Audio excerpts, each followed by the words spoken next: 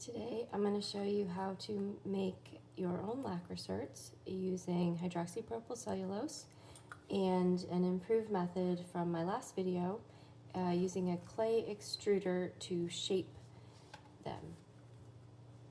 What I've already done here is I've disinfected everything with isopropyl alcohol and let it dry, and then I have mixed the hydroxypropyl cellulose with distilled water, and I let that sit for a little bit so you can see it's all mixed together and pretty fluffy.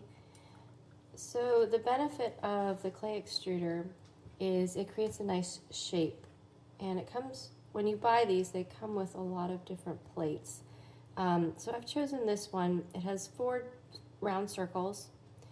I've tried a couple different sizes that it came with and decided I like this diameter the best. So feel free to try a couple ones and see what you like.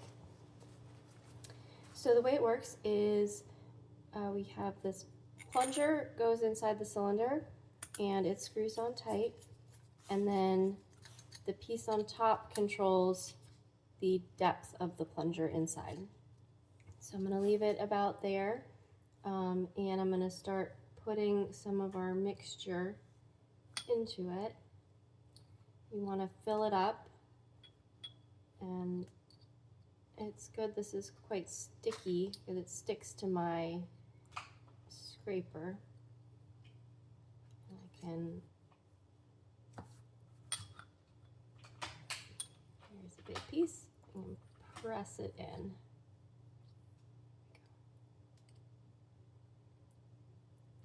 You don't want any air gaps, although this process is very forgiving, because if you don't like how it looks, you just smash it all back together and try again. So here we go. I think that feels quite full. We're going to screw on this piece that has the plate just resting inside of it. Okay, that's nice and tight. I've already prepared a baking pan with a piece of parchment in it.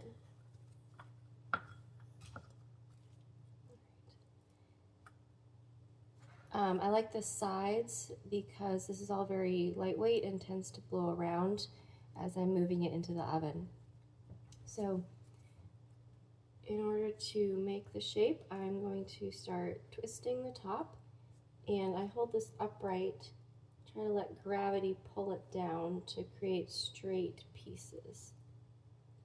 You can see them coming out. So I want to stop before they feel so heavy that they're going to fall off. And I use my tool just to try to grab one at a time and lay it down in a straight line. So we're going for our straight lines. You can always use the tool to kind of straighten it out as it's lying down. And if anything is really curly, just put it back in the container, mix it all together, and try again. This piece looks pretty good. I'm just going to lay it down right there. So I repeat this process until I have shaped all of my mixture, and then I put it in the oven at 100 degrees, which is a bread-proof setting on my oven, and I let it dry out for about an hour or 2.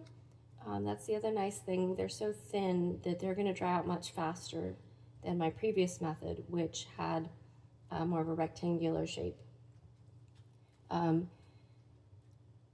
But be sure to check on them frequently. You can also cut them as they go through the drying process to see how it feels to cut them. Thank you.